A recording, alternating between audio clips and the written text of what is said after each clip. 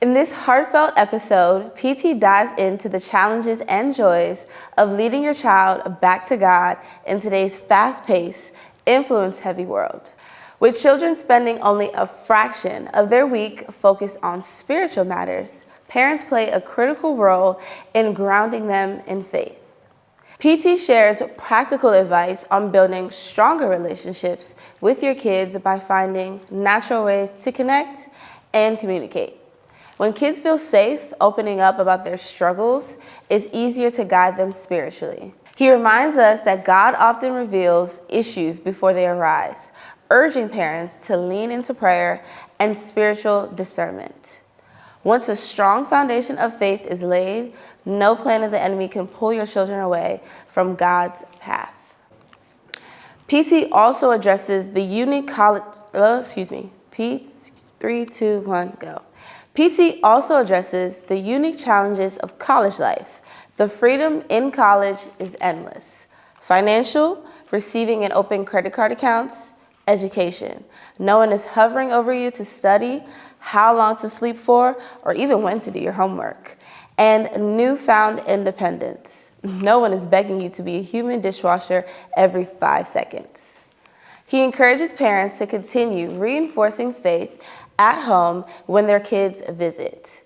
Keep up the Bible studies, wake them up for church, and let repetition shape their spiritual habits. Ultimately, this episode is a powerful reminder. If you've instilled a solid foundation and maintain a loving relationship, prayer and God's guidance will do the rest. Let's raise kids who stand firm in their faith and live boldly for God. We have this little scenario that we're going to ask. So, my child was raised in the church, attended all Sunday school classes and activities, attended every VBS, youth conference, and prayer conference. They soon went off to college and fell off the wagon.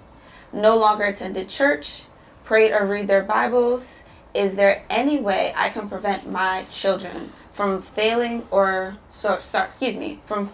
off the path of God? Or is this just the way of life? Yes and no. The reason I said yes and no is this.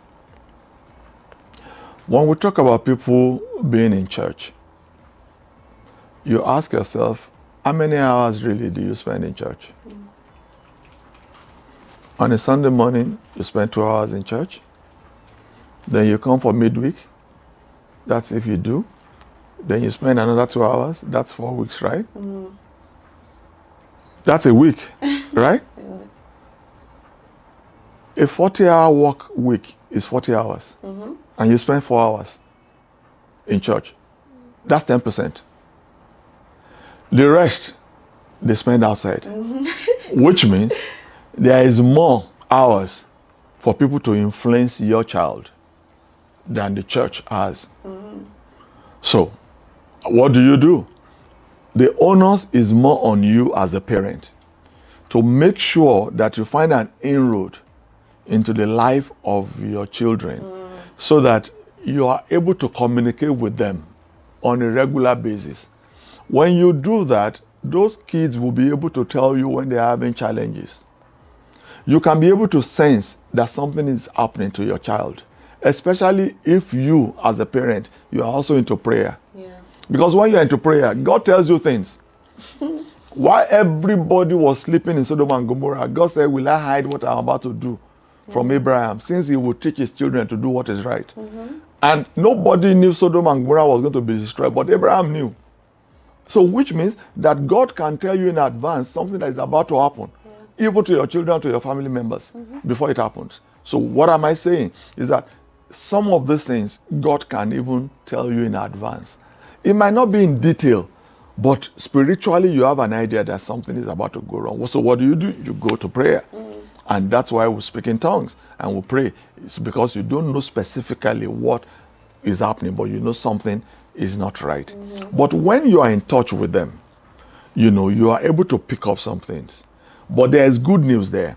The good news is that once the foundation is right, no matter what the devil does, your children, they're still going to come back to God. Once the foundation is right. I mean, I told you now how my grandmother used to take me to prayer.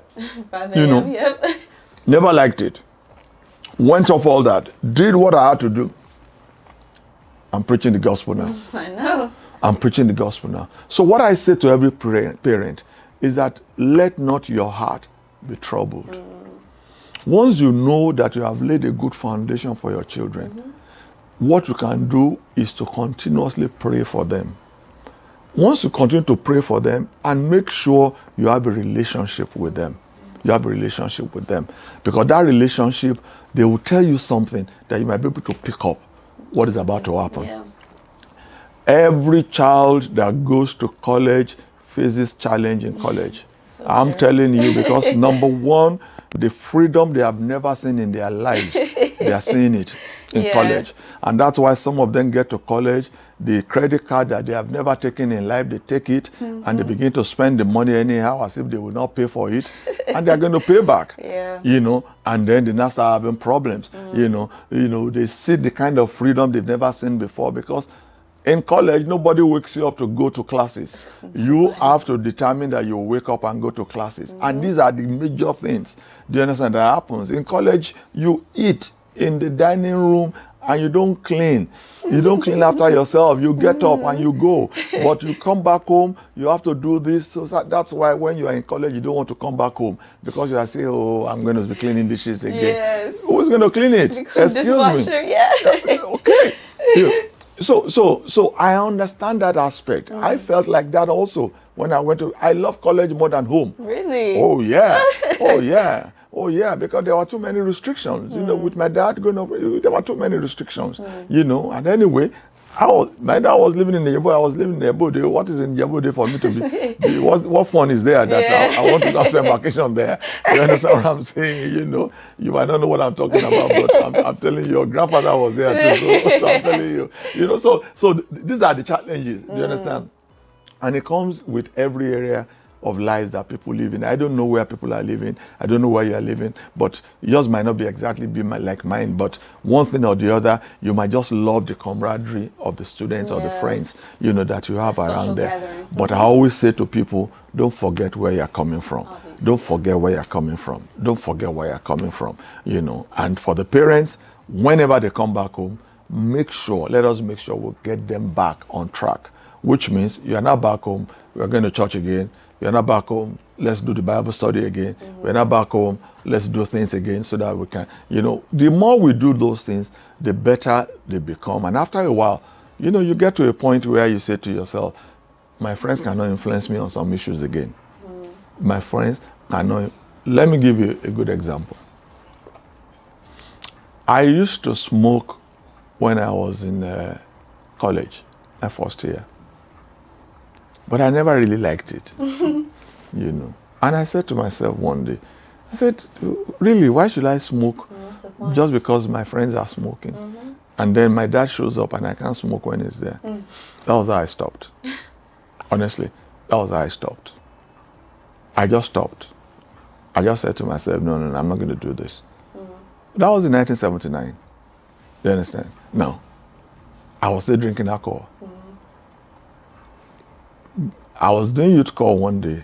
I went with my dad somewhere, and they asked my dad what he was going to drink. He told them the alcohol I was going to drink. They asked me. I told them the alcohol I was going to drink. He looked at me. I didn't bat an eye. You know, but I drank the alcohol in his presence. Do you understand? I know he didn't like it, but there was nothing they could do. I was a grown adult. Yeah. Do you understand what I'm saying? You know, because I felt, really, why would I do something I can't do in his presence? That's so at a point in your life, you have to say to yourself, there are some things my friends will not influence me to do. It is because I want to do it. Do you understand? Because you must be able to stand for something, or else everything will just take you out in life. Do you understand? So I say to those students, when it comes to your belief in God, don't let anybody influence you the other way.